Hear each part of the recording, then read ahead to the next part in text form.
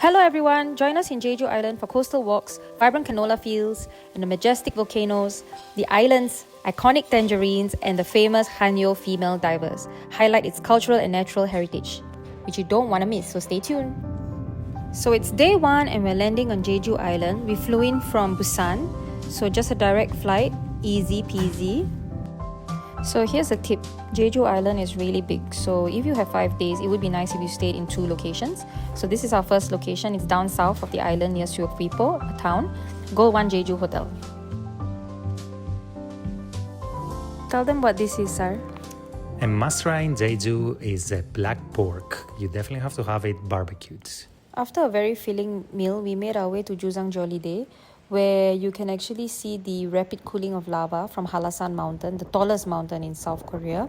It creates these hexagonal basalt columns that resemble giant stairs. It's really stunning, and we really think that if you are in Jeju, you should definitely come here.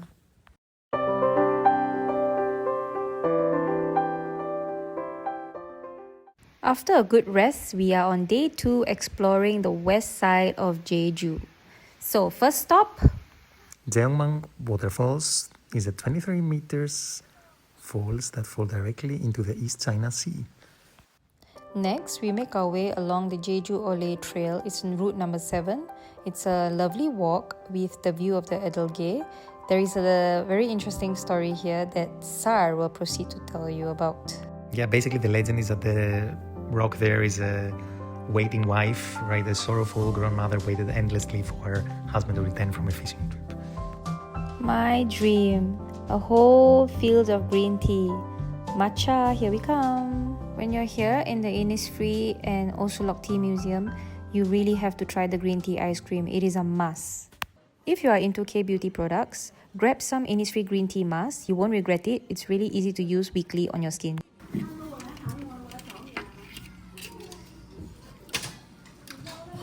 Jeju. I am a big fan of sashimi, and one thing in Korea is that if you don't speak Korean, you just say yes to everything, right? So I obviously said yes when they asked me for sashimi, and I got fresh abalones that are still alive.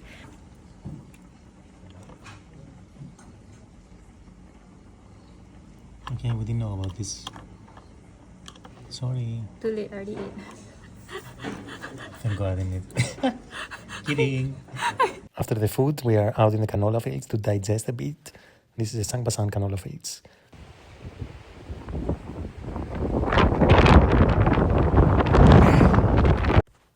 This was my favorite place in the whole of Jeju Island, Yeongmori Coast, which means dragon head in Korean. Here you see the famous women divers that go out really early in the morning to catch fresh abalones and seafood for you, and that you can actually purchase while you're out here as well. The rock formations were unique and one of a kind, and if I could return to one place in Jeju, it would be here. After Marian's favorite Yeongmori Coast, we are up in Comelia Hill Botanical Gardens. For this period of the year that we came, it wasn't a lot of camellias, so yeah, it wasn't the best. Good morning, and now it's time for us to explore east of Jeju. And here we are beginning our day at the Honeymoon Cafe with amazing views. Another day, another coast. We are in Seongsan Coast, where the famous K-drama Olin was shot. Ask Marian for more details because I have no clue on K-dramas.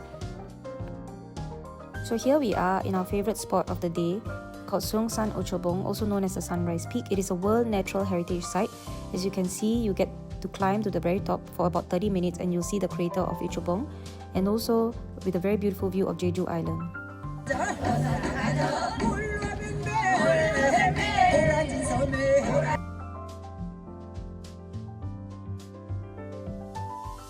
And then we tried for lunch the hairtail fish, which has nothing to do with hair, but it was delicious. After a lovely lunch, we walked around the Seonggup folk village and got a glimpse of how life used to be like in the Joseon dynasty on Jeju Island. People are still living here, which is what makes it very interesting. Last stop for the day is this waterfall here, which in my opinion was not bad. It's day 4 and we're checking into our Airbnb overlooking a tangerine farm. So it's really an experience to have because the tangerines are iconic to Jeju Island. So imagine just sleeping in one of these farms. It's amazing. Yes, we love Korean sashimi with a view. If it's a lovely day, have a walk along the Handam coast and make your way towards Aewol Cafe Street. It's a place where you find many cafes with different types of themes.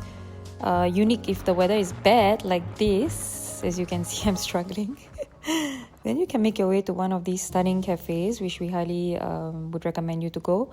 Enjoy the view of the sea and read a book like I did, take a nap, do whatever, but just relax.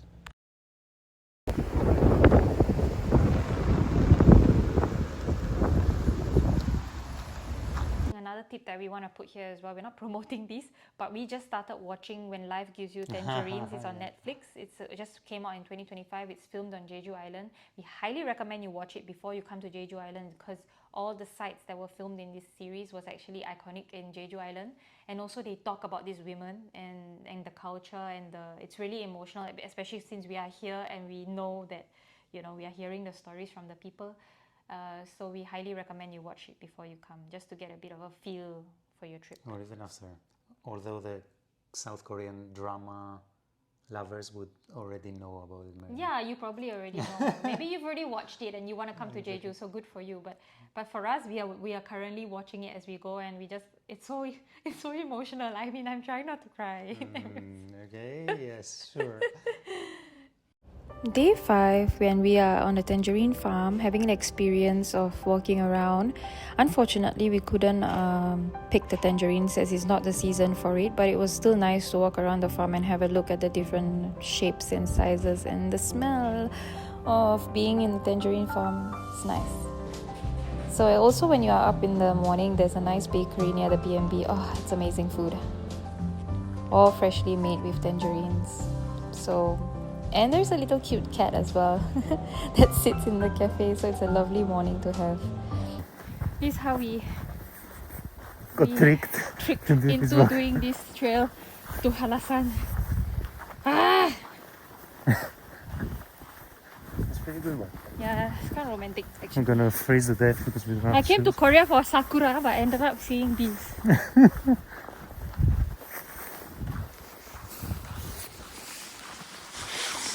Do we even have water? That's the best part. I have a full bottle, 1.5 liters of water. Thankfully, we did get a glimpse of Hallasan on the way back. Yummy chicken ramen. This was an accidental find, and it turned out to be the best thing we could have after a day like that. We ended the day by checking out the white and red lighthouses, which were really cute. And finally, the Dodu Rainbow Coastal Walk was very interesting as well. You could do this before you're leaving to the airport or from the airport, as it's pretty close, so it's a good tip. Sadly, our time in Jeju Island has come to an end, and this island will always have a special place in our hearts. But if you like this video, please subscribe, comment, like and share. Tell us what else that you would like to see, and we will go on that adventure with you. So stay tuned.